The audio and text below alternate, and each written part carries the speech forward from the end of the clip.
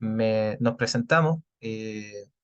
Nuestra ayudante del curso, Ignacia, les puede ayudar a resolver algunas dudas. Va a estar pidiéndoles ahí que se anoten para llevar una lista de asistencia. Mi nombre es Víctor, soy bioquímico de la USACH. Hace poquito terminé mi doctorado, me dedico a la investigación y también a hacer clases. En el día de hoy vamos a hablar un poquito, una especie de introducción, por decirlo de alguna manera, a la biología, al estudio de la vida, pero nos vamos a centrar en los siguientes aspectos.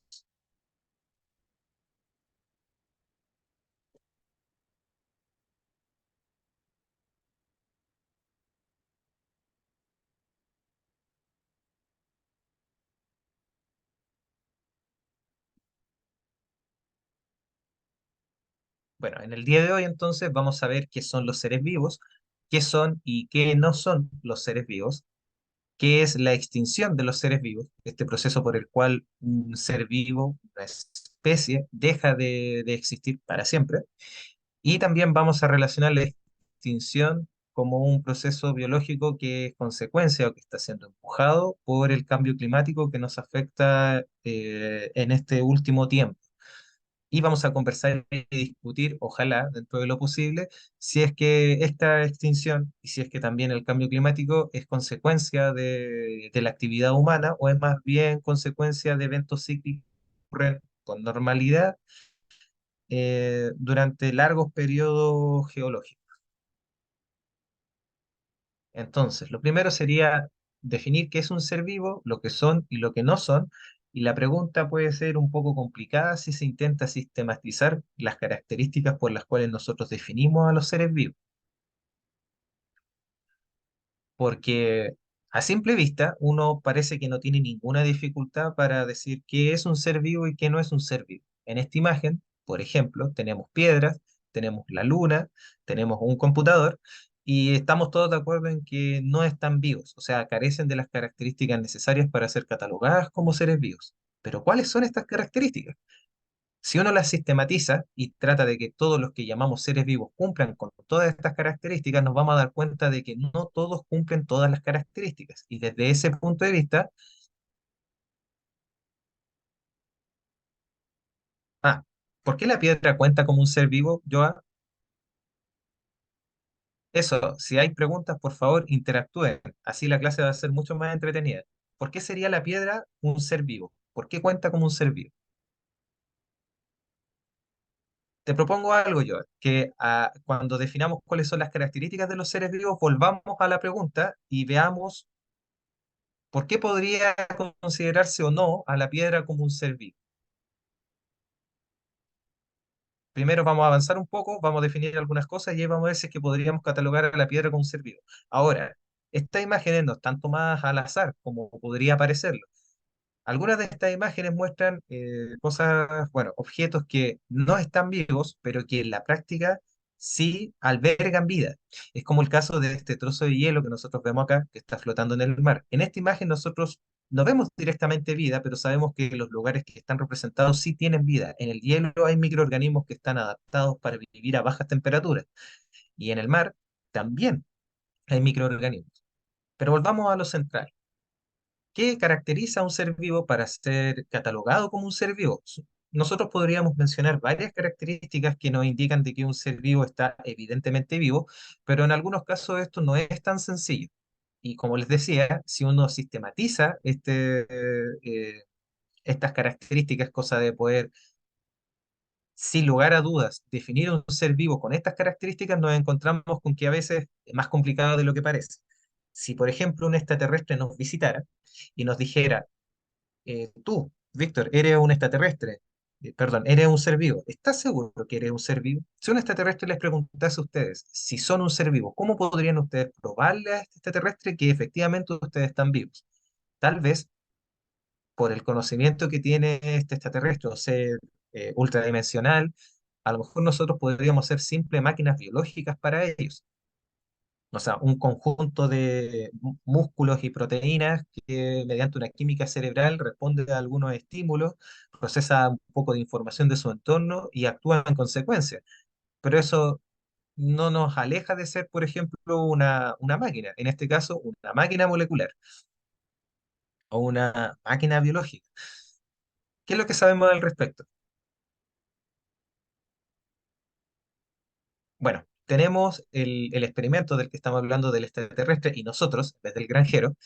En esta tabla nosotros tenemos objetos que están inanimados, como la radio, el automóvil, compu, robot, la luna, la marea, y seres vivos, como el hombre, un árbol, un gusano, la mula, un mosquito y un coral. Si nosotros quisiésemos decirle al extraterrestre que estamos vivos, nos vamos a hacer un lío tratando de entregar un montón de características que nosotros asociamos a los seres vivos. Por ejemplo, nosotros pensamos que los seres vivos tenemos movimiento. Los seres vivos nos movemos. Si yo, por ejemplo, quiero ir a comprar un poco de, ir a comprar pan, por ejemplo, me voy a mover y voy a comprar pan. Los perros también se mueven, corren, juegan. Todos los seres vivos se mueven, ¿o no? Ahí entramos en un conflicto en donde tal vez algunos seres vivos que nosotros sabemos que están vivos van a quedar fuera de van a quedar fuera de la categorización de seres vivos. Los árboles se mueven, es lícito preguntárselo. Los árboles, por ejemplo, se mueven, sus ramitas se mueven justamente para buscar la luz, así que sí se mueven. Quizás no se mueven como un perro, pero sí se mueven. Los gusanos se mueven, las mulas se mueven, pero ¿y los corales? Los corales se expanden en las rocas, sobre las rocas bajo el mar, pero vamos a estar de acuerdo en que en realidad ellos no tienen un desplazamiento neto, o sea, no hay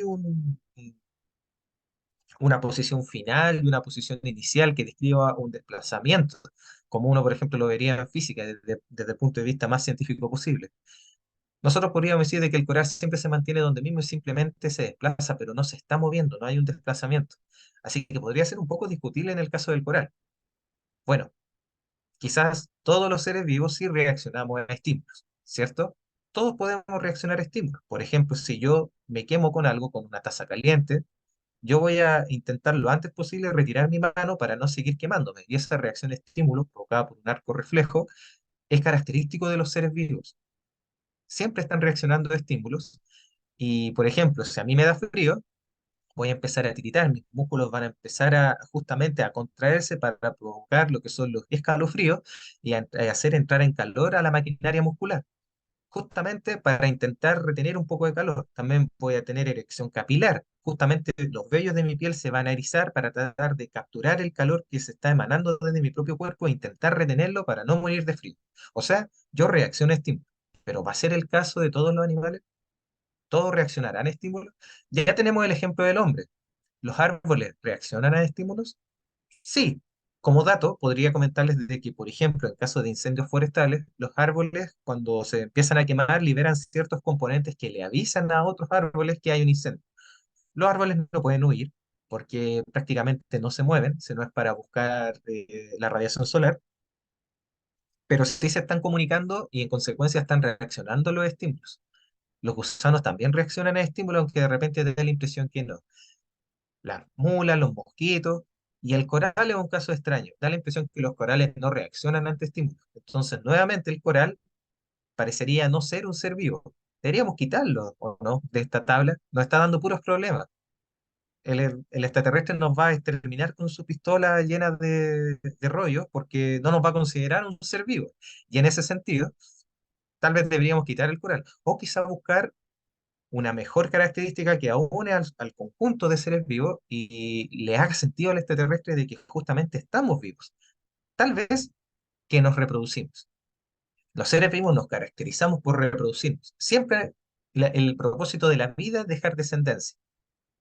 Los hombres se reproducen, los árboles, las plantas se reproducen, los gusanos también, pero no la mula.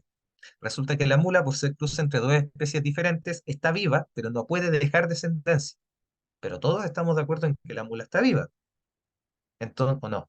Entonces, si la mula está viva pero no puede dejar reproducción, con esta, eh, con esta característica de reproducción nosotros estamos dejando fuera a algunos seres vivos. Bueno, y tal vez la energía, que nosotros transformemos la energía y la transformemos en acción. Claro, todos los seres vivos hacemos eso, pero eso también lo hacen los objetos inanimados, como por ejemplo un robot. La marea transforma la energía en acción de manera indirecta No sabemos si lo hacen porque quieren o no, porque son objetos o porque simplemente están programados así. Y si uno lo piensa desde esa manera, no somos tan distintos a una inteligencia artificial. Tal vez si somos máquinas biológicas y estamos programados para funcionar de cierta manera. A ojos del extraterrestre, hasta este momento, no somos diferentes de la piedra.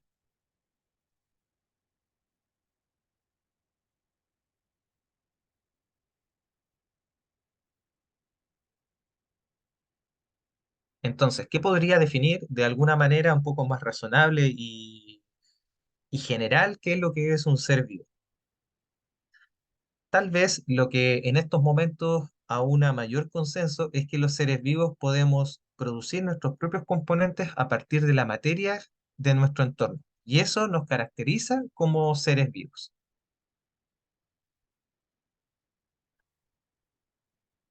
De alguna manera, dentro de nuestros cuerpos se da lugar a la actividad metabólica necesaria para, a partir de nuestro entorno, sacar todos los nutrientes y todo lo necesario para poder construir nuestros propios componentes y formar nuestros propios cuerpos. Y de cierta manera, eso también sirve para que nosotros nos reproduzcamos, nos movamos. Si es así, o sea, si es que es de esta manera que nuestro cuerpo responde a los estímulos que hay en el entorno. No todos los seres vivos son iguales y hay una gran biodiversidad. Somos tremendamente diversos y en ese sentido, en esa diversidad radica la riqueza, porque entre mayores formas de vida hay, la vida como ente es capaz de sobrevivir a los distintos cambios a los cuales se expone, a los cambios, por ejemplo, ambientales. Y es así que durante millones de años, y a pesar de múltiples eventos de extinción masiva, la vida aún así se ha mantenido en un entorno hostil y siempre mejorando. Tal vez si nosotros le explicamos a este extraterrestre que nosotros efectivamente generamos nuestros propios componentes, nos diga que, bueno, puedo creer que entonces ustedes son seres vivos. Pero eso nos deja en una dificultad, y una dificultad que ahora se vuelve un poco más patente con la inteligencia artificial. La inteligencia artificial hasta ciertos puntos y mediante modelos de respuesta o de lenguaje, incluso nos indica de que pueden sentir emociones, pero pueden generar sus propios componentes. Hasta donde yo sé, y hasta el momento no, no pueden generar sus propios componentes, pero me parece que están a un pelín de hacerlo. Y esto porque mediante nanotecnología, máquinas pueden producir otras máquinas. Y ahí se escaparían un poco a nuestro entendimiento desde el punto de vista de autorreplicarse, de máquinas que se autorreplican. Estaríamos entonces frente a la singularidad, en donde por fin las máquinas podrían, bajo estos conceptos que nosotros mismos hemos definido en estas dos diapositivas, podrían ser eventualmente considerados como seres vivos. Entonces, ¿qué nos diferencia de las máquinas? ¿Qué nos podría diferenciar salvo que nosotros creamos todavía hasta ahora nuestros propios componentes y ellas no? Eso ciertamente nos pone en dificultad. Quizá otra cosa que caracteriza a los seres vivos es la biodiversidad y tal vez las máquinas no son lo suficientemente diversas para poder ser considerados como seres vivos, pero eso sería solamente cuestión de tiempo. Ahora, desde el punto de vista de la biodiversidad, bueno, ya habíamos comentado de que es mucha, es grande, que ha estado evolucionando y ha estado soportando eventos de extinción durante mucho tiempo, y eso hace que para poder estudiarla sea muy difícil si es que no se tiene una efectiva manera de de clasificarlos.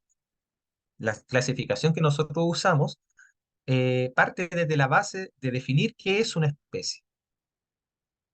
Definido por Carbon Linear, eh, mediante un sistema jerárquico inclusivo, se diseñó justamente un sistema para poder eh, ordenar a las distintas especies, principalmente y desde un inicio, desde el punto de vista de similitud en cuanto a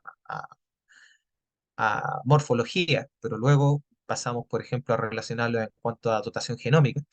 Cada especie recibe un nombre único que consiste en dos palabras. Una designa subgénero y la segunda palabra un epíteto específico que a veces puede estar relacionado con el nombre de la persona que lo describió o que lo descubrió primero, el lugar donde se encontró, etcétera. Lo que siempre se da es que cuando se describe una nueva especie, esta entra dentro del sistema jerárquico desarrollado por línea, en donde nosotros siempre encontramos una especie, un género, que a su vez está dentro de una familia, que a su vez está dentro de un orden. Y de esta manera, luego viene una clase, una división, un reino y un dominio. Para que nosotros nos situemos como especie humana en uno de estos reinos, tendríamos que pensar que justamente nosotros somos animales y por lo tanto pertenecemos al reino animal. Bueno, por decir eso, seguramente hace aproximadamente unos 300 años a ustedes lo hubiesen quemado, y a mí también. Pero sí, somos parte del reino animal.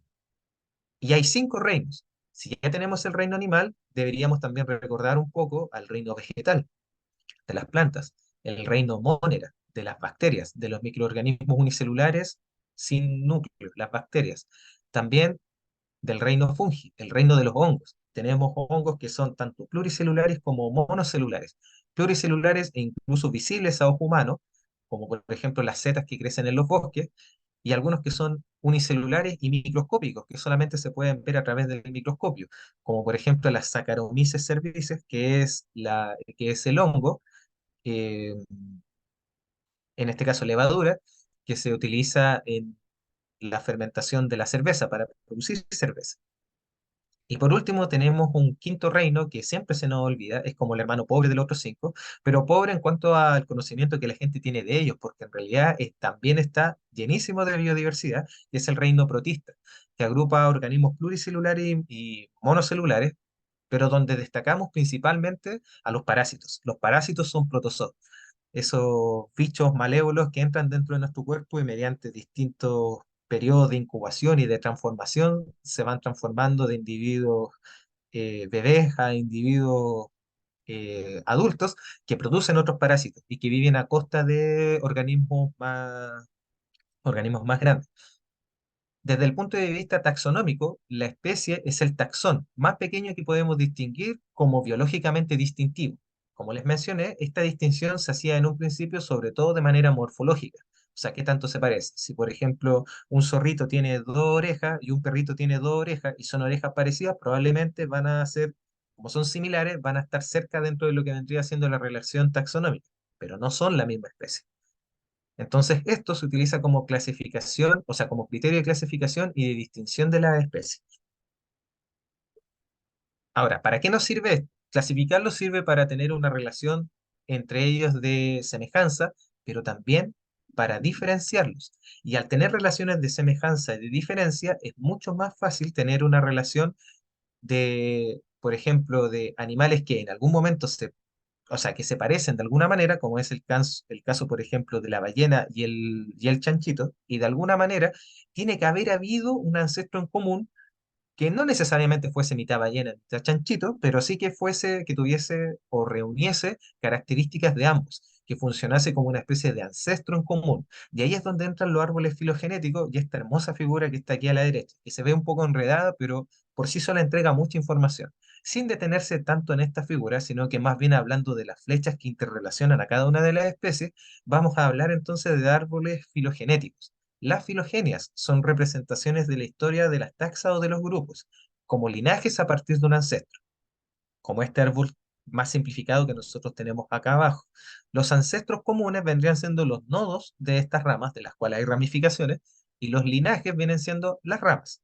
La taxonomía, ordenación o clasificación, deriva en la sistemática cuando asumimos que los grupos que distinguen la taxonomía son linajes con un ancestro común. En este momento, una especie sería el linaje más actual y la rama más pequeña de la filogenia. Entonces, los nodos son los ancestros comunes. Cada una de estas ramas vendrían dando cuenta de un linaje. Perdón, los nodos son ancestros en común y cada una de estas ramas sí, lo dije bien, vienen siendo los linajes y se relacionan entre ellos. Por ejemplo, yo podría decir de que hay un ancestro en común, o sea, este nodo, para los mamíferos y para los reptiles, porque vienen o se ramifican desde este mismo nodo, pero no podría decir lo mismo para, por ejemplo, los mamíferos y las aves. ¿O sí? Acá hay un nodo, acá hay otro. O sea, sí hay un ancestro en común, pero no podríamos decir lo mismo para este caso, para, por ejemplo, un ancestro común entre cocodrilos y aves, porque el nodo no tendría que estar aquí, sino que tendría que estar un poquito más abajo y ahí daría cuenta de un ancestro en común para estas dos especies. Esto va a ser importante para lo que hablemos más adelante, porque justamente vamos a hablar de especies extintas que primero fueron relacionadas con los reptiles, reptiles como cocodrilos, y ahora se sabe que están más bien emparentados por las aves. Y todo eso se sabe gracias al registro fósil, pero también al ordenamiento taxonómico y la construcción de árboles filogenéticos, que ahora además se ve respaldado por la información genética que nosotros obtenemos a partir de los animales que están vivos y de cómo va evolucionando mediante cálculo por computador, cómo han ido cambiando, cómo ha ido cambiando esta información genética y ha dado sustento, ha dado robustez al sistema de los árboles filogenéticos. Entonces, cuando una especie desaparece, nosotros decimos que esa especie extingue. Hay varias definiciones y las vamos a ver pronto, pero de momento lo importante es mencionar que el proceso de extinción es un proceso natural, que toma mucho tiempo. No es algo que ocurra de golpe en la naturaleza, a no ser que ocurra algo catastrófico que lleve a la eliminación o la extinción de muchas especies de golpe. En esta imagen nosotros podemos ver una gran biodiversidad. Vemos a una persona, vemos a un zorrito, vemos algunos bichos gigantes, yo saldría corriendo. Vemos también una ballena, una medusa, un oso, un oso que es bien chiquitito, un pájaro gigante parado sobre un árbol. La vida es muy diversa, eso ya lo habíamos conversado, bastante diverso, pero esta vida está relacionada, están, entre ellos hay una interdependencia y aunque nos cueste reconocerlo, el ser humano está en un sistema en donde mantiene una interdependencia con otras especies. Por ejemplo, y valga la redundancia, un ejemplo clave es el de los polinizadores. Nosotros dependemos, aunque no queramos, no lo queramos reconocer, del trabajo polinizador de algunas especies de insectos como las abejas. Y desde ese punto de vista, incluso hasta nuestra civilización depende de ello. Cuando una de estas especies desaparece, y desaparece de golpe de manera de que ninguna otra especie puede ocupar su nicho, es como si nosotros tuviéramos una escalera sin un escalón. Y eso desestabiliza la escalera y hace de que esto repercuta en otras especies que pueden incluso llegar a desaparecer por la desaparición de otras. De manera de que la extinción siempre ha sido extendida como algo que ocurre durante periodos geológicos, periodos de tiempo muy extensos, y que cuando ocurren de golpe son de verdaderas catástrofes, porque la desaparición de muchas especies hace que todavía más especies, como consecuencia, terminen desapareciendo como consecuencia de la desaparición de las especies originales que fueron golpeadas por el evento. O sea, es importante que nosotros tomemos conciencia de que esta relación, esta interrelación e interdependencia con las especies no es algo que se inventó para cuidar a los animalitos, sino que es justamente parte fundamental de nuestro entendimiento de la vida. ¿Por qué deberíamos preocuparnos entonces de la extinción? Primero la vamos a definir. Vamos a decir que la extinción es la desaparición de todos los miembros de una especie o de un grupo de taxones. Se considera extinta una especie a partir del instante en que muere el último individuo de este. Esto aquí ya se puso difícil, porque ¿de qué manera voy a saber yo cuándo se murió, por ejemplo, el último oso panda? Eh, a veces esto depende del seguimiento de que uno le haga a una especie, lo que también provoca cierto estrés en los animalitos, pero también estos animales que están en peligro de extinción muchas veces lo están perdón, en terrenos súper extensos. Entonces, tener seguimiento de si están vivos, si no están vivos, si tuvieron descendencia o no, hace muy difícil decir si es que un animal, o sea, si una especie está extinta o no. Y ha pasado de que se han declarado extintos algunos animales y después, para suerte de ellos, resulta que no se habían extinguido, sino que habían tan pocos que no habían sido detectados. Normalmente para la declaración de una especie, de la extinción de una especie, nosotros siempre llegamos tarde, siempre llegamos después de.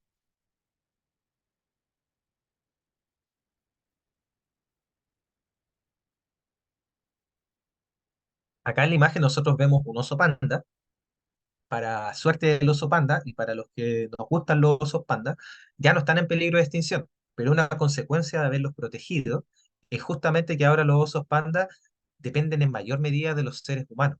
Ya no se valen con mucha facilidad por sí solos en la naturaleza, y eso es consecuencia de que nosotros durante más de 60 años los hayamos tenido en cautiverio, primero para mostrarlos y después para poder protegerlos ante, por ejemplo, la caza furtiva o la eliminación de su entorno natural por actividad humana. Es cierto, el panda no está en peligro de extinción, pero todavía está amenazado porque el lugar donde el osito panda vivía sigue amenazado por la expansión de las ciudades. En realidad, por la expansión de nuestra actividad, de nuestra industria. Hay distintos tipos de extinciones y vamos a definir algunas de ellas, pero de manera bastante superficial. Un tipo de extinción es la terminal, que es aquella en que la especie desaparecida no deja ningún tipo de descendencia en ningún lugar, o sea, ¡pah! Desaparece. Ahora, desaparece de manera de que ni siquiera su información genética o ADN queda en ninguna especie que la suceda. O sea, realmente desaparece. En este grupo se ha encuadrado durante mucho tiempo a algunas especies de dinosaurios, pero desde hace aproximadamente los años 70 80 se apunta a la idea de que dichos reptiles, o al menos una parte de ellos, sí pudo dejar descendencia. Y desde ese punto de vista podríamos decir de que los dinosaurios no sufrieron una extinción terminal, sino que parte de su información genética sobrevivió a ellos, trascendió a ellos en modo de aves. Acá en esta imagen nosotros vemos justamente la evolución de los dinosaurios, que nosotros conocemos como los terópodos. Los terópodos son animales bípedos, dinosaurios bípedos de tres dedos en sus patas. Tenemos, por ejemplo, aquí distintos tipos de bichos gigantes y temibles, y que con el tiempo algo ocurrió, hizo de que muchos de estos animales desarrollaran eh, la, la producción y mantención de plumaje, y eso llevó a que apareciera el Archaeopteryx, que se reconoce como el eslabón perdido, por decirlo de alguna manera, el nodo entre estos reptiles gigantes y, bueno, dinosaurios gigantes y las aves actuales, porque justamente desarrollaran la capacidad de volar a partir del desarrollo de su plumaje. Dentro de las extinciones vamos a reconocer la extinción masiva, que puede desarrollarse de dos formas. La primera es que muchas especies mueran en un periodo corto de tiempo, y la segunda es que cierta cantidad de especies, aproximadamente el 10% de especies, mueran en un periodo extenso de tiempo. Recuerden de que estos periodos de extinción, salvo estos periodos de extinción masivos provocados por cataclismos, como por ejemplo el advenimiento de un meteorito, ocurre en millones de años, ocurre en mucho tiempo. No es algo que ocurra de un mes a otro. También tenemos la extinción de fondo, que es la más común y consiste en la desaparición progresiva de varias especies a lo largo de cientos o miles de años hasta que no queda ninguna descendencia. Debido a la lentitud con la que ocurre, la naturaleza va reemplazando el nicho ecológico que ocupaba esta especie de manera lenta y no supone un trauma para el sistema porque la especie que está amenazada desaparece lentito y otra, de manera también lentita, va ocupando su lugar. Entonces no hay problema en el sistema de interdependencia porque al final ese eslabón de la escala, ese escalón, no se pierde, simplemente es reemplazado por otra especie. Esto suele pasar por cambios en los medios en los que la especie se adapta debido a factores como una excesiva especialización. Cuando se sobreespecializan para vivir en un lugar y ese lugar cambia, entonces la especie ya no está apta para sobrevivir y de a poquito empieza a desaparecer. Desaparece o se adapta. En cualquiera de los dos casos deja de ser la misma especie y por lo tanto la especie original se extingue. Y eso nos lleva a la pseudoextinción, porque lo que ocurre es que algunas especies, claro, dejan de existir como tal, de acuerdo a la definición de especie que nosotros dimos, pero no es que su información genética desaparezca, sino que simplemente se adaptó y se transformó. Pueden existir o no existir descendientes de una especie extinta. En el caso de que exista una descendencia, se dice de que estamos frente a una pseudoextinción, porque la información genética de la especie que ya no existe, que se extinguió, está presente y sobrevive en la especie que le sucede y que ha derivado de ella. Por eso se le llama pseudoextinción. Ahora, hasta este momento, chiquillos, ¿hay alguna duda o alguna consulta?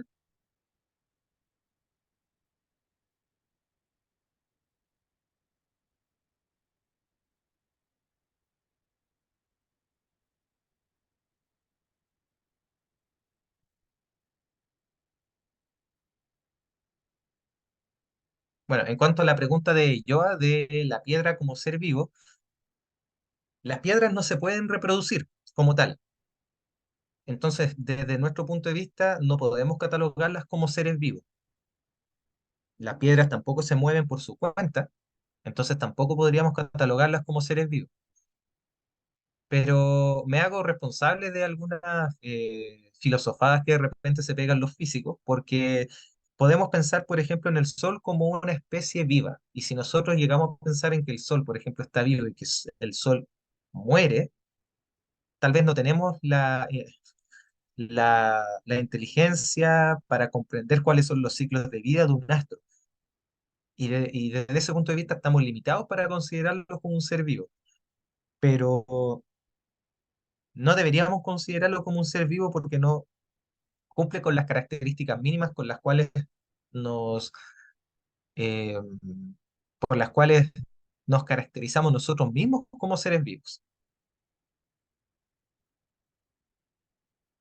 Ahora, en esta imagen de acá nosotros tenemos en común muchas especies que se extinguieron, que pasaron a mejor vida y que tienen en común que murieron en situaciones en las cuales hubo extinciones masivas de especies.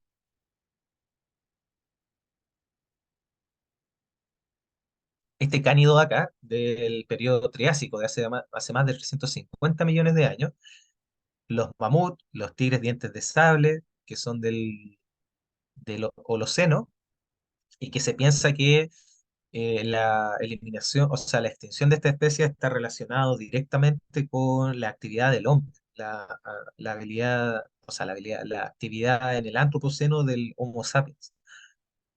¿Porque somos malos? Tal vez no. Simplemente, y pasó durante muchos años, el hombre cazó a algunos de estos animales o compitió con ellos por las presas y eso hizo de que de a poco fuese mermando la extinción o sea, mermando el número de estas especies que finalmente los llevó a la extinción. La extinción per se no es un evento malo si permite que, por ejemplo, las especies evolucionen y se adapten a los cambios que ocurren en su entorno. Si el problema es cuando ocurre rápido. Cuando ocurre rápido y el sistema no tiene tiempo para eh, poner un reemplazo en esta escala, de reponer ese escalón, es cuando los otros escalones también se empiezan a doblar y resquebrajar y perdemos la escala. Este último animalejo que tenemos acá es un tiranosaurio, el, el tiranosaurio como se piensa actualmente que debió haber sido.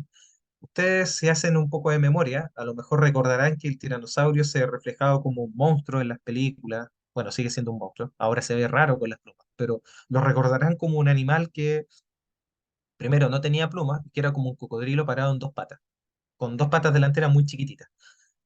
Este animal se piensa que tenía plumas y esto es gracias a la información que se obtiene mediante los fósiles y nos hace pensar de que este bicho, por el tamaño que tenía, no era un cazador, sino que era un animal que se alimentaba de presas muertas. Un- ¿Cómo se llaman esos animales que se alimentan de presas muertas? ¿Alguien se acuerda? Carroñeros. Carroñeros. Exactamente. Se pensaba que el tiranosaurio, por su tamaño, por su peso, era un animal carroñero y que por su tamaño podía espantar a otros cazadores y alimentarse de una presa que ya estaba muerta. Otro dato interesante sobre esta especie extinta es que con la impresión 3D y la información que uno obtiene de los fósiles, podemos recrear las cavidades sonoras de estos animales y saber más o menos qué tipo de sonidos hacían. Y es impresionante que actualmente se sepa que el tiranosaurio, al parecer, no rugía. O sea, todo lo que vemos nosotros en las películas con ese rugido que ganó Oscars en Parque Jurásico, realmente no era tal, sino que el dinosaurio tenía una caja de resonancia, un sistema para producir sonido que no le permitía rugir, pero sí le permitía tener un sonido como no sé cómo decirlo bien, pero es como si fuese como un gran acosador detrás de los árboles. Era un sonido como de una especie de ronquido que retumbaba. Debe haber sido terrorífico haber vivido en una selva o en un bosque de coníferas con uno de estos bichos sueltos por ahí cerca.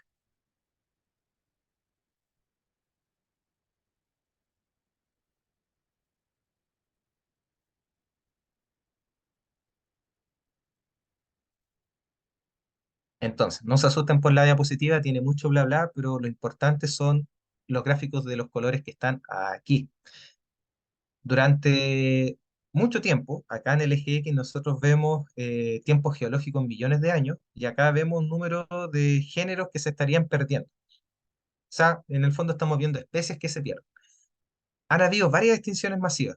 Nosotros reconocemos cinco, de Big Five las llaman, que son las extinciones del Ordovícico silúrico, las del Devónico tardío, las del Pérmico triásico, las del Triásico jurásico y la del Cretácico tardío, que esta que es la quinta, conocida como la extinción de los dinosaurios, en donde se perdió prácticamente tres cuartos de los géneros que se cree existían.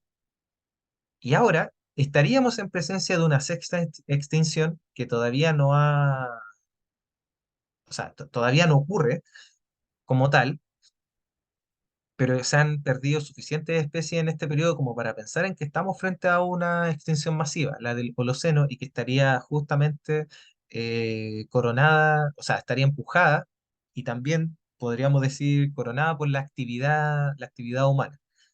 Ahora, cuando ustedes, chicos, lleguen a la universidad, siempre va a ser importante, bueno, y desde antes, cuando den la PAES, siempre es importante que ustedes evalúen qué es lo que les están mostrando en los ejes de los gráficos.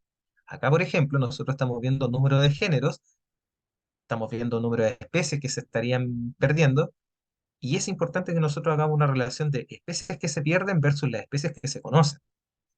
Porque en este periodo, en el presente, tenemos muchas especies que han sido descritas y son las especies conocidas de este periodo, de nuestro periodo actual, son mucho más que las especies que se conocen de estos otros periodos. Por lo tanto, la comparación que se puede hacer puede estar un poco enrarecida.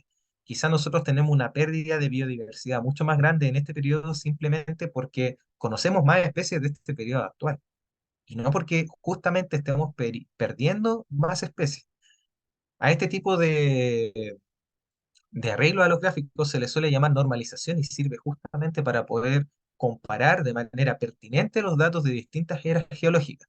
Y hacer este trabajo es difícil porque hay que entrar a pensar en o proyectar, interpolar cuál era el número de especies que debió haber estado presente y tratar de hacer una comparación fiable con lo que nosotros tenemos hoy. Lo que sí es cierto es que estamos perdiendo especies y no sabemos por qué. Puede que sea el cambio climático y a la vez puede que este cambio climático sea algo normal que ocurre de manera cíclica cada cierto periodo de tiempo y puede ser que nosotros lo estemos acelerando y ahí tenemos una culpa directa nosotros.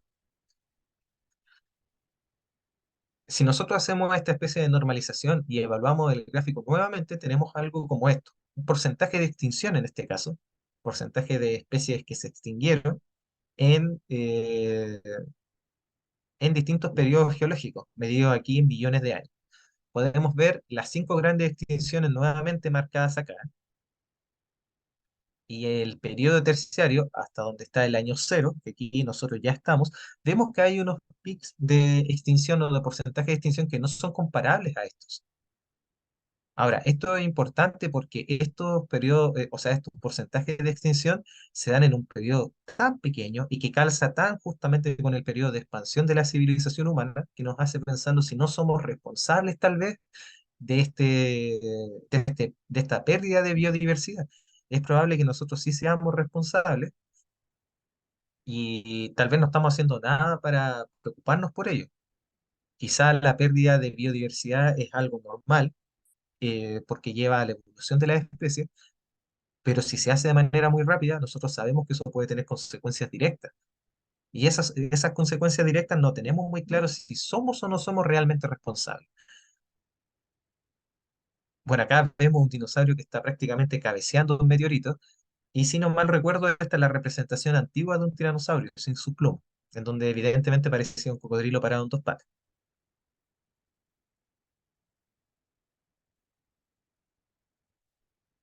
¿Somos responsables nosotros del cambio climático? ¿O esto es en realidad, nos vamos a poner un poco conspirativo, o esto es en realidad una maquinación de potencias del primer mundo para evitar que países en desarrollo puedan industrializarse? Es un debate serio, es un debate donde uno puede exponer distintos argumentos y, contrario a lo que la mayoría de la gente piensa, sí hay argumentos para indicar de que nosotros no estaríamos detrás del cambio climático, ni tampoco de la pérdida de especies. Pero habría que ser miope para no reconocer que la expansión de nuestra especie, sí, sin cambio climático de por medio, sí pone en peligro y en peligro de extinción a varias especies. Se ha calculado que el 98% del total de las especies está en peligro de extinción. Y esto desglosado en distintos tipos de seres vivos lleva a que el 41% de los anfibios esté amenazado, el 26% de mamíferos, el 34% de coníferas, el 14% de las aves, el 37% de tiburones y rayas, el 33% de arrecifes de coral, el 28% de los crustáceos. O sea, la biodiversidad está amenazada o en peligro de extinción. Ahora, hay algunas especies que no están en peligro de extinción, pero su hábitat todavía está amenazado y por lo tanto son especies que todavía están amenazadas. Y ese es el caso de este tristemente célebre cuadro en donde vemos especies que están justamente amenazadas. El rinoceronte de Java, el gorila de montaña, el tigre, el panda gigante, el oso polar, que usualmente aparecen postales bien tristes de osos polares que están equilibrándose sobre un trozo de hielo que se está deshaciendo, la morsa del Pacífico, el pingüino de Magallanes, el atún rojo, la tortuga alaú y la mariposa monarca, que normalmente siempre la recuerdo porque la mariposa monarca es una especie polinizadora, de manera de que, al igual que las abejitas, es una de las especies de insectos de las cuales nuestra civilización completa depende. Es difícil hacerle entender, por ejemplo, a una persona que vive sobre un rascacielos y que tiene evidentemente mucho poder, que su rascacielos puede efectivamente depender de bichos insignificantes como estos. Es algo muy difícil de entender y es parte de nuestra labor como científicos indicarle a las personas, contarles cuáles son las implicancias de sus actos. Volviendo a nuestro gráfico, el gráfico de las grandes extinciones medidas en tiempos geológicos, podemos hacer una estimación. Acá nosotros tenemos el porcentaje de extinción de la especie, tenemos las cinco grandes extinciones que están marcadas por estos pics, frente a periodos geológicos que en esta parte del gráfico están medidas en millones de años.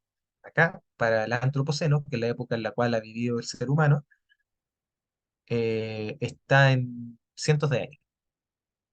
Acá tenemos un eje de temperatura, en donde no vemos la temperatura como tal, sino que vemos el cambio de temperatura.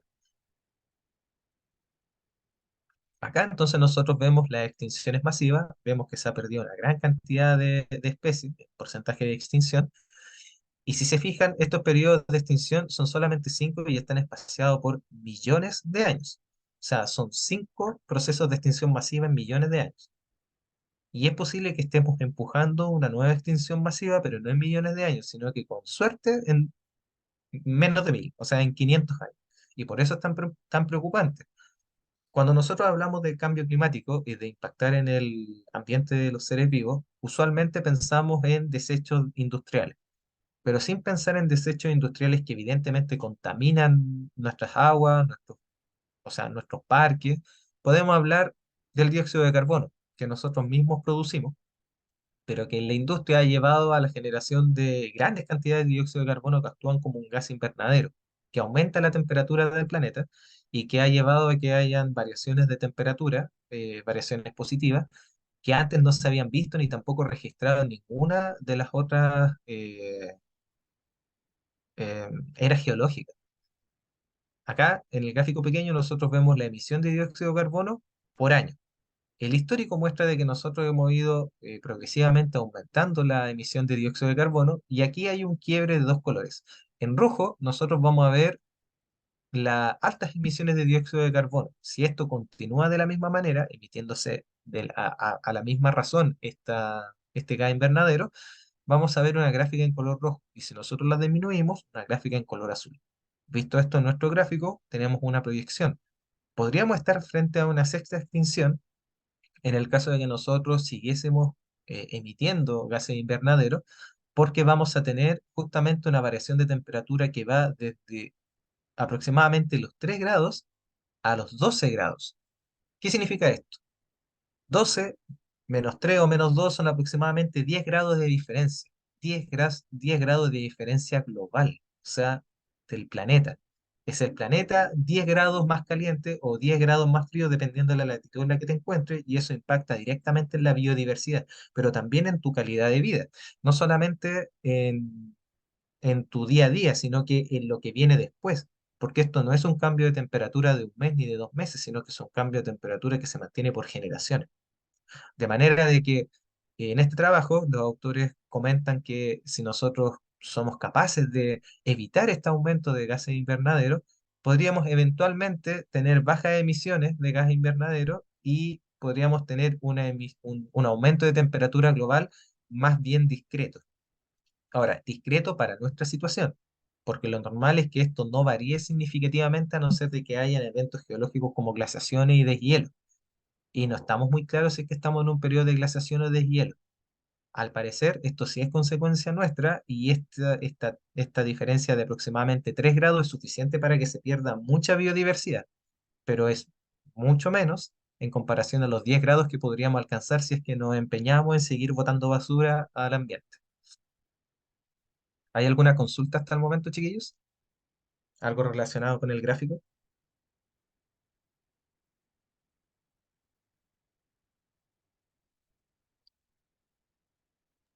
Disculpa que te interrumpa, pero hay dos personas que le hablé por chat para que me envíen sus nombres, por favor, que no están. Sí, por favor, chicos, pongan atención a la lista porque la única manera de justificar la asistencia a usted haga que después se envía a los distintos establecimientos educacionales. Si ustedes no aparecen en la lista es como si realmente no hubiesen estado, aunque hayan participado, porque no podemos tener nosotros un registro de las personas que participan salvo por el registro de asistencia. Así que pónganse las pilas. Sí, no, no he nombrado a todos, solamente les mandé mensaje a dos personas que no tienen su nombre, y entonces no lo encontré en la lista. Solo eso. Claro, sin nombre no sabemos quiénes son.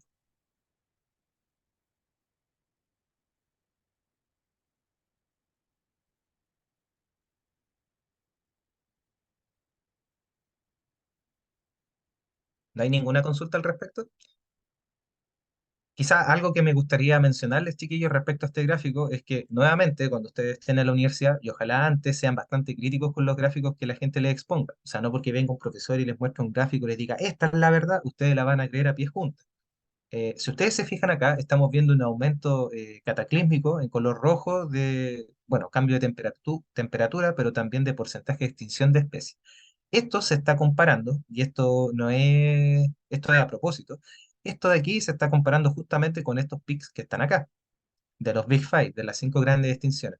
Pero estas extinciones, si ustedes se fijan, estos picos están achatados, o sea, no achatados, sino que están comprimidos en eras geológicas que son extraordinariamente más grandes que la que tenemos acá.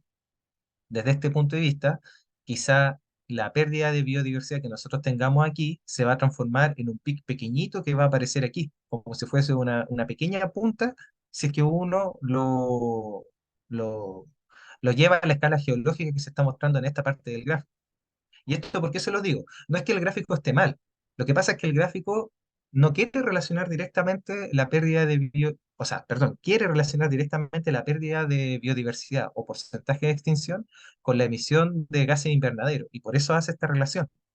Pero si uno quisiese hacer una relación directa entre la cantidad de especies que se están perdiendo y las que se creen que se van a perder, indistintamente de los gases invernaderos, lo lógico sería compararlo con escalas de tiempo similares. O sea, habría que hacer una proyección de millones de años, lo cual, desde el punto de vista de lo que se está estudiando, no tiene sentido porque no sabemos si vamos a sobrevivir millones de años. Yo me atrevería a decir de que no, porque seguramente vamos a explotar antes.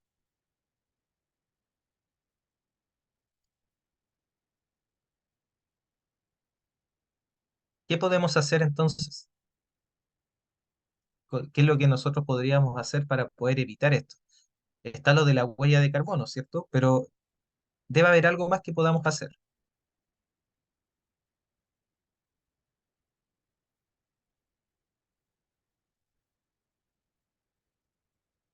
Las principales causas de extinción de las especies que relacionadas al cambio climático son la explotación agropecuaria, la explotación forestal, y respecto a esto hay algo muy curioso que ocurre aquí en Chile. Somos un país muy característico.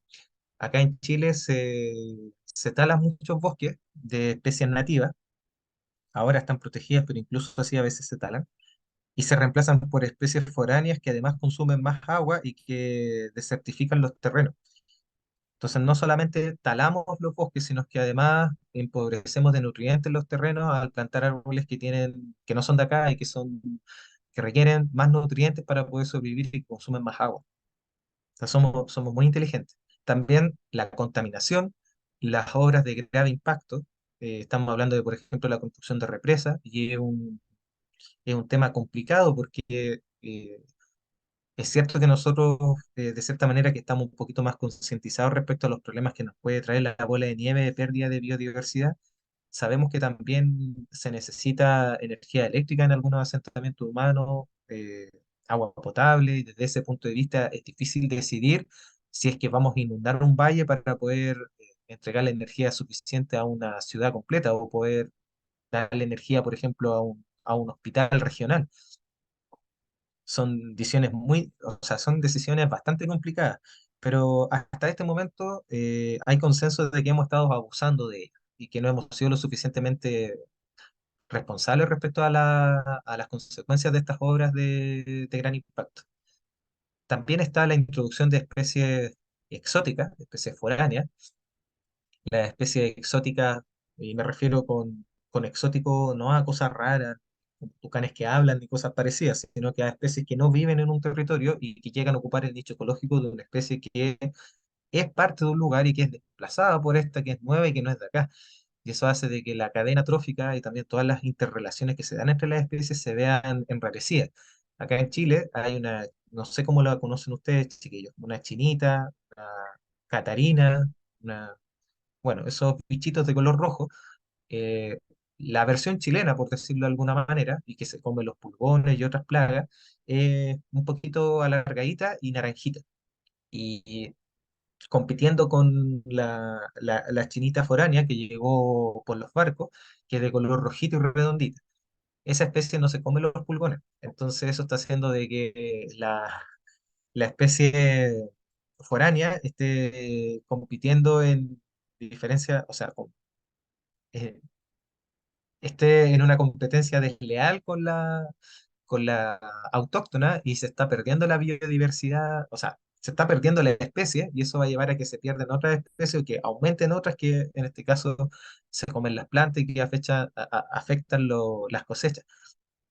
La caza furtiva, el tráfico de fauna, nada que decir respecto a eso, caza comercial, caza deportiva y la caza de plagas. Todo eso lleva entonces a la extinción de especies.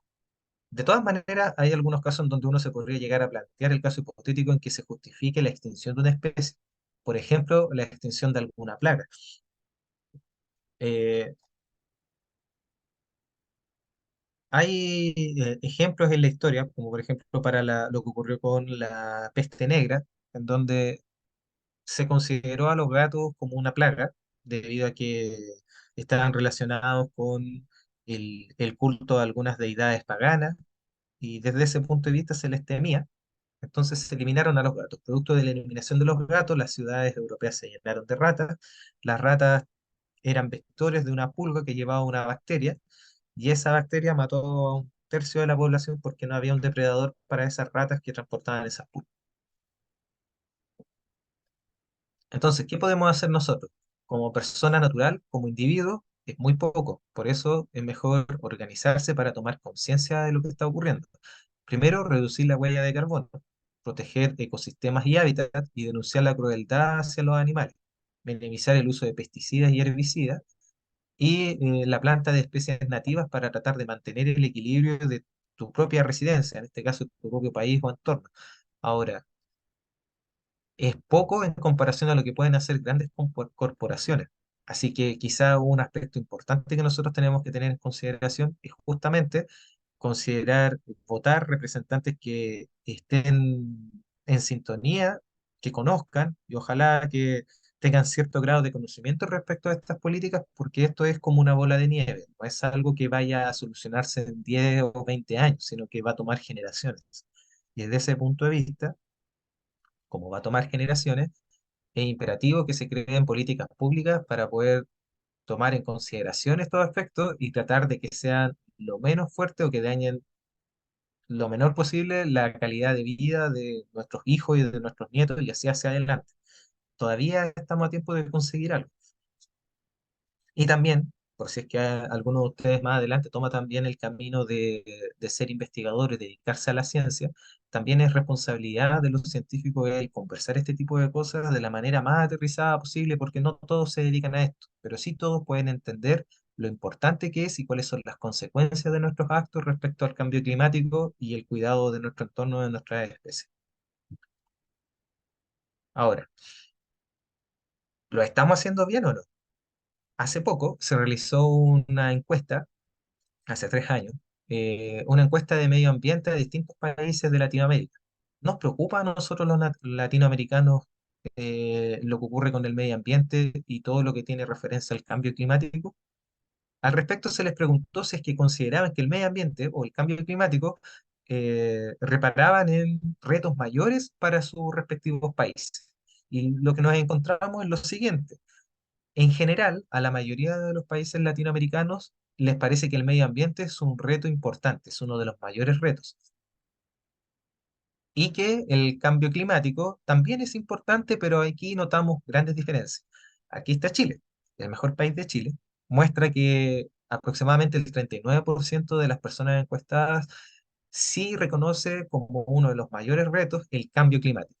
Y eso contrasta con lo que ocurre con el resto de los países, donde, por ejemplo, podemos resaltar a Brasil, República Dominicana, Argentina y Perú, en donde vemos que un- no hay, eh, no existe la percepción como tal de que uno de los mayores retos sea el cambio climático. Esto llama particularmente la atención si comparamos a Chile con Argentina porque son vecinos y porque algunas de las características de los países son similares. Por ejemplo, Chile es un país alargado que tiene, por un lado, está flanqueado por la cordillera de los Andes y por otro está flanqueado por el mar. De manera que cualquier cambio, por ejemplo, en el nivel del mar podría afectar directamente el funcionamiento de los puertos y también de algunas ciudades. En Italia, por ejemplo, hay una ciudad famosa que está construida Venecia. Y Venecia tiene problemas con el agua porque ha estado aumentando el nivel del mar y eso hace que la ciudad ya no funcione como antes, esté prácticamente como un recurso turístico para pasearse en goleta, pues. Nada más. Antes la gente vivía ahí. Y Argentina está flanqueada por la misma cordillera, también tiene varios kilómetros de mar, pero no parece ser tan importante desde su punto de vista el medio ambiente y el cambio climático. Tienen otras cosas que son más importantes. Eso habla del trabajo que se está realizando aquí en Chile por concientizar y alfabetizar científicamente a su población, lo que desde mi punto de vista es una apuesta a futuro bastante interesante y que va en el camino correcto. Ahora, tirón de oreja, si nos fijamos bien, estos son porcentajes y por lo tanto hablan de un total de un 100%. A más de la mitad prácticamente no le interesa ni el medio ambiente ni el cambio climático. Ahora, esto puede ser consecuencia de que no sepamos de qué es lo que estamos hablando, pero también puede ser consecuencia de que realmente no nos interese. ¿En qué sentido? ¿Por qué es importante que desaparezca una especie? ¿Por qué me va a importar a mí que desaparezca el panda de China? ¿O por qué, por qué no me va a importar? Incluso quizás es beneficioso que desaparezcan algunas especies. Incluso hay algunos casos en los cuales podría hasta justificarse que una especie desaparezca. Pero, ¿cuáles podrían ser esos casos? Me gustaría saber qué es lo que opinan ustedes. Ustedes, ¿hay algún caso en que nosotros podamos Uno de los casos justificar es la cucaracha. la cucaracha, ya? A nadie le gustan las cucarachas, pero tengo una mala noticia para ti. Las cucarachas son tremendamente resistentes. No sé si han escuchado de que en el caso de una guerra nuclear, esos bichos serían uno de los que probablemente queden vivos. Nosotros vamos a quedar rostizados, pero las cucarachas van a sobrevivir. Se han adaptado para vivir en las peores condiciones. Y que de hecho Raid, que con esa cosa se mata la porquería de cucaracha. O sea, sí, uno puede hacerlo, pero sobreviven, po. Uno tiene que prácticamente crearle una armadura de raid o de mata insectos sobre la cucaracha para que se muera bien muerta. Imagínate la cantidad que tendríamos que liberar, o sea, que rociar para matar a todas las cucarachas. Sería prácticamente imposible. Pero ya, ahí hay un ejemplo de un bicho que nosotros podríamos pensar en que se justifica eliminarlo. Ahora, ¿qué hace la cucaracha? Quizá la cucaracha sobreviven mucho en, en los asentamientos humanos porque ayuda a eliminar la basura que nosotros mismos producimos. O sea, es responsable de que no nos llenemos de tanta basura porque ellos mismos actúan como descomponedores de basura. Entonces, quizás si lo eliminamos, el remedio es peor que la enfermedad. Hace poco, y producto de la extensión del virus Zika, perdón, de la enfermedad del Zika por el vector del zancudo, del mosquito, se diseñó tanto en Estados Unidos como en Brasil una política pública que le entregó dinero a algunos laboratorios para poder modificar genéticamente estos insectos. Y lo que hicieron fue producir insectos genéticamente modificados, estériles, que no pudiesen tener descendencia, para así reemplazar por un tema de población de, de, de especímenes machos a los que son, a los que están en naturaleza y que pueden dejar descendencia, así disminuir la cantidad de insectos. Al principio funcionó muy bien, la cantidad de insectos que había disminuyó drásticamente, hasta que hubo una mutación puntual, que justamente se había previsto, pero a la cual no se le hizo caso, para variar. Y ahora los insectos tienen una fortaleza más, que es que al menos esa variante con la que se había tratado de hacerlos infértiles ya no funciona más con ellos porque justamente se seleccionó la modificación para los cuales podían ser susceptibles de ser infértiles y ahora ya no lo son. Pero ahí tal vez hay un caso en donde podríamos justificar por una política pública, de salud pública, el que se intente erradicar a una especie.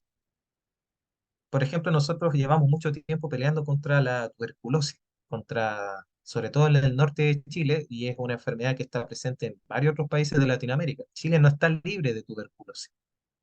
Y al respecto, démosle antibióticos porque tenemos que eliminar a la tuberculosis, si no nos morimos. Y eso es producido por una bacteria. Entonces, hay algunos casos en los cuales nosotros podríamos hablar de justificación de eliminación de una especie. Y, y creo que tal vez no hemos sopesado las consecuencias de eliminar esa especie en vez de, tal vez no hay que eliminar la especie, sino que lo que tenemos que hacer es preocuparnos de no tener el mínimo contacto con ella. Y eso es lo que se hace complicado. Por otro lado, chiquillos, ¿creen ustedes que tiene valor preocuparse por esto? ¿Vale realmente preocuparse o, cambio la pregunta, ocuparse de esto? Tal vez cuando ustedes tengan 50 años esto sea un tema muy importante, pero todavía no estemos al borde del precipicio. No lo sabemos, pero tal vez sus hijos sí. Entonces, desde ese punto de vista, preocuparse tal vez no es la palabra, pero ocuparse de esto sí. No sé qué opinan al respecto. ¿Somos nosotros responsables del calentamiento global?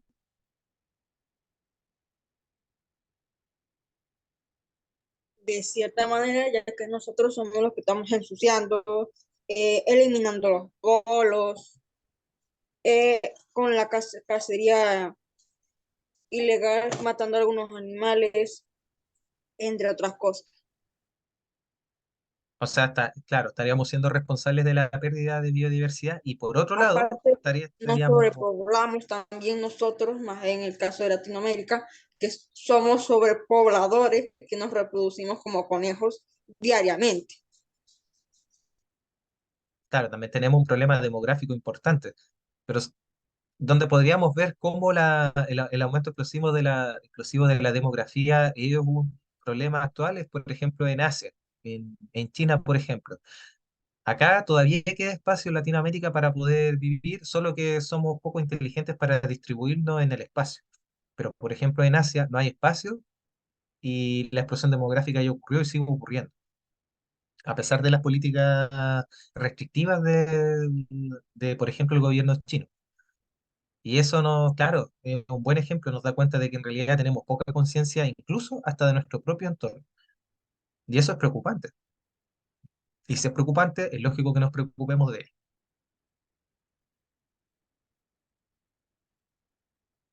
Quizá como último detalle, chiquillos, cuando estaba buscando imágenes para hacer esta diapositiva, estuve buscando un terópodo, un dinosaurio que apareciese con plumas, porque lo usual cuando la gente se imagina a los dinosaurios es imaginarse un dinosaurio sin plumas, un monstruo biotecnológico desarrollado en un laboratorio. Y ahora se piensa de que en realidad estos animales sí tenían plumas. Pero aparte de eso, me encontré con algo que fue un poco extraño y lo puse acá, porque, bueno, ustedes ubican a Yoshi, y Yoshi se supone que es un dinosaurio. Me encontré con esta cuestión y quise mostrárselo, dejarlo aquí porque lo encontré súper chistoso. Encontrar a este bicho, pero con plumas, y el resultado es súper feo. No sé quién hizo esta cuestión, pero lo encuentro súper feo. Si nosotros pensamos en las plumas de este tipo de animal, ¿para qué podrían haberle servido unas plumas? ¿No habrá sido las plumas los que llevaron a la extinción a estos tipos de dinosaurios? ¿O fueron las plumas los que los ayudaron a sobrevivir a la extinción de los dinosaurios? Si al final los animales que terminaron sucediendo a los dinosaurios, que llevan su información genética, tienen plumas, porque son las aves, tiene sentido pensar en que justamente fueron las plumas los que ayudaron a los dinosaurios que sobrevivieron justamente a sobrevivir ese periodo en el cual se vieron expuestos al invierno nuclear provocado por un meteorito.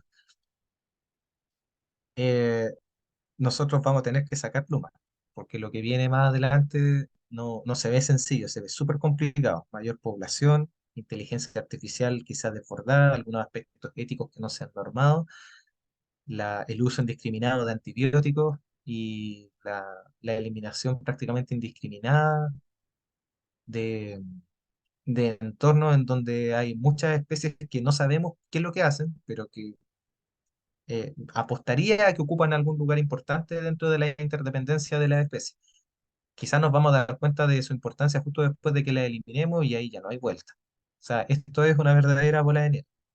Y eso es, chiquillos. ¿Tienen alguna consulta al respecto para ir terminando? ¿Algo que les gustaría comentar respecto de lo de la clase? Lo más probable es que si toman electivo de biología o de química, quizás nos veamos más adelante, en un mes más después de sus vacaciones. Ya, chiquillos, espero que la clase haya estado bien, que haya sido algo un poco diferente a lo que usualmente se ve en biología, y que les vaya bien. Gracias por haber venido. Que tengan un buen fin.